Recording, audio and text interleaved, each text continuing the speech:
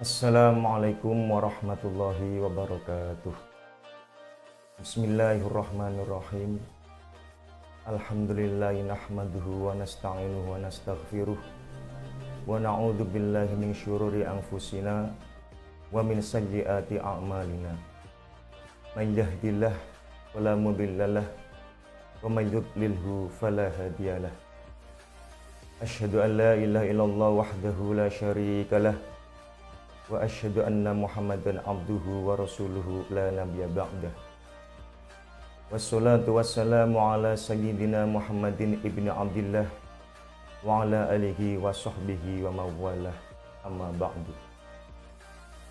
Saudaraku kaum muslimin wal muslimat rahimakumullah.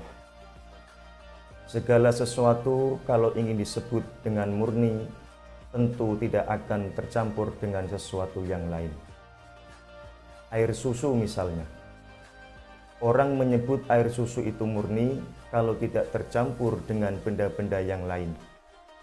Tidak tercampur dengan sirup, tidak tercampur dengan madu, tidak tercampur dengan kecap, dan tidak tercampur dengan benda-benda yang lain. Begitu pula dengan ibadah dan amal soleh. Ibadah dan amal soleh bisa disebut dengan murni karena Allah Ta'ala jika tidak ada tujuan-tujuan tertentu dan tidak ada kepentingan-kepentingan yang terselip di dalamnya. Sebagaimana firman Allah Ta'ala, وَمَا أُمِرُوا إِلَّا لِيَعْبُدُوا اللَّهَ مُخْلِصِينَ لَهُ الدِّينَ. Dan tidak sekali-kali aku perintahkan kepada mereka kecuali untuk beribadah dengan ikhlas. Saudaraku kaum muslimin wal muslimat rahimakumullah. Lalu apa ikhlas itu? Sebegitu pentingkah ikhlas itu sampai-sampai Allah menyebutnya dalam kitab sucinya? Dalam hal ini para ulama banyak yang telah mendefinisikannya.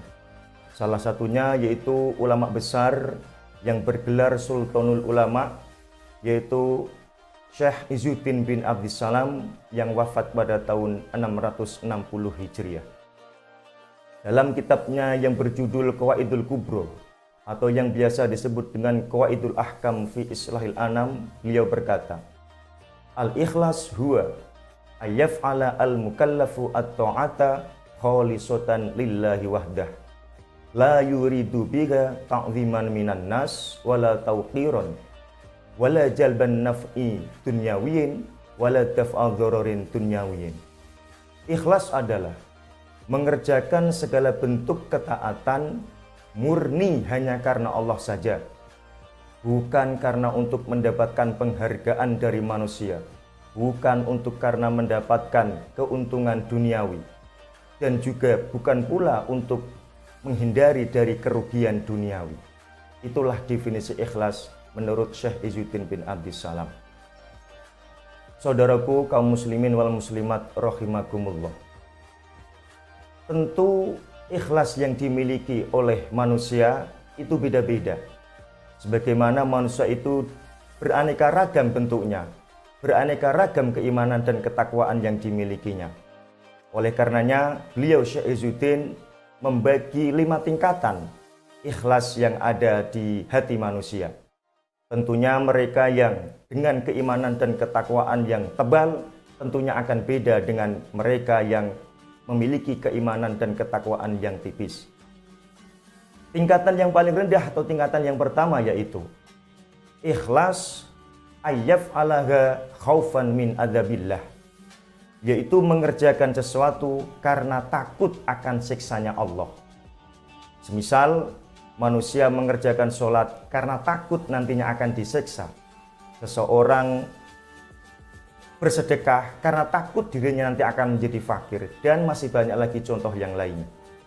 Intinya dia melakukan ibadah karena takut nanti akan mendapatkan siksaan dari Allah. Ini bagian dari ikhlas juga. Tingkatan yang selanjutnya, ayyaf'alaha roja'an li thawabillah, mengerjakan sesuatu karena berharap akan mendapatkan pahalanya Allah. Sebagaimana saat sekarang ini di bulan puasa, di mana orang-orang muslim melakukan ibadah yang namanya puasa berangkat dari salah satu sabda Rasulullah, man soma ramadhana imanan wahtisaban ghufira lahu ma taqaddama min dzambi. Barang siapa yang berpuasa di bulan Ramadan karena iman dan mengharapkan pahala Allah, maka akan diampuni dosa yang telah lalu. Kaum muslimin wal muslimat rahimakumullah. Dengan berpuasa, harapan kita untuk mendapatkan pahala dari Allah atau berharap dosa-dosa kita akan diampuni oleh Allah, itu bentuk dari keikhlasan kita mengerjakan ibadah. Untuk tingkatan yang ketiga, ayyaf alaha hubban, ayyaf alaha hayaan minallah. Mengerjakan sesuatu karena dia malu kepada Allah. Malu karena dirinya telah diberi berbagai nikmat, kemudian dia tidak mengerjakan segala perintahnya. Dia akhirnya mengerjakan perintah dari Allah, yang ini juga disebut dengan ikhlas. Tingkatan yang selanjutnya yaitu ayyaf alaha hubban lillah. Mengerjakan sesuatu karena cinta kepada Allah. Ini tentunya dimiliki oleh mereka yang memiliki keimanan dan ketakwaan yang sudah tinggi.